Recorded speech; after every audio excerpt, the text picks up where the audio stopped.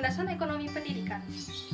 Landasan ekonomi pendidikan adalah seperangkat konsep ekonomi yang dijadikan asumsi dalam pendidikan.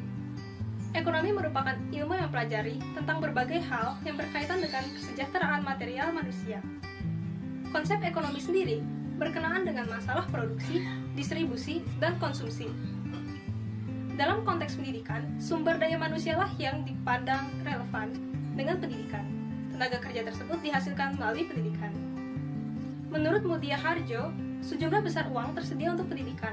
Maka landasan manajemen pendidikan merupakan hal yang tak terpisahkan dari keseluruhan pokok bahasan landasan ekonomi pendidikan. Implikasi terhadap pendidikan. 1. Hubungan antara ekonomi dan pendidikan mengimplikasikan konsep, prinsip, dan fakta perilaku manusia dalam mencapai kemakmuran material. 2. Terdapat 3 pokok bahasan penting dalam studi landasan ekonomi pendidikan, yaitu landasan tenaga kerjaan dalam pendidikan, finansial dalam pendidikan, serta manajemen dalam pendidikan.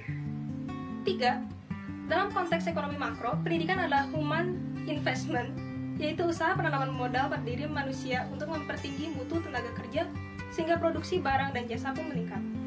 Dan yang terakhir, dalam konteks ekonomi mikro, pendidikan ada profesionalisasi, yaitu proses seorang individu menjadi tenaga kerja profesional. Empiris merupakan suatu keadaan yang berdasarkan pada peristiwa atau kejadian nyata yang pernah dialami serta didapat dengan melalui penelitian, pengamatan, ataupun juga eksperimen yang pernah dilakukan. Kelebihan empiris dari pengalaman indera adalah sumber pengetahuan yang benar. Disebabkan karena paham empiris, ini mengedepankan fakta-fakta yang terjadi di lapangan. Kelemahan empirisme ada 4. Yang pertama, indera terbatas. Contohnya, benda yang jauh itu terlihat kecil. Kedua, indera menipu. Contohnya, pada orang yang sakit malaria, gulanya itu rasanya pahit. Udara panas juga dirasakan dingin. Hal tersebut akan menimbulkan pengetahuan empirisme yang tentu salah. Yang ketiga, objek yang menipu. Contohnya ialah seperti ilusi, fata morgana. Jadi, objek tersebut sebenarnya tidak sebagaimana yang ditangkap oleh alat indera. Artinya, ia membohongi indera. Hal ini jelas dapat atau bisa menimbulkan indrawi yang salah. Yang keempat, indera serta objek sekaligus. Empirisme ini lemah disebabkan selanjutnya ciri-ciri empiris.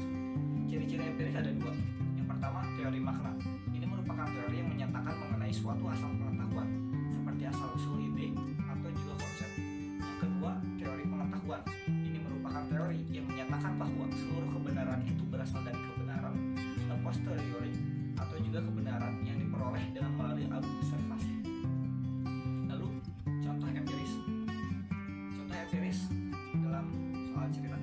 Pak Lurah sedang mencari informasi serta juga solusi di dalam konflik antara desa 1 dan desa 2 yang terjadi di wilayah kerjanya. Dengan mengamati perilaku serta latar belakang dari kehidupan dari kedua desa. Ternyata benar, setelah melihat sendiri, Pak Lurah kemudian menyimpulkan bahwa desa 1 memang sering melakukan provokasi dengan menghina warga desa 2.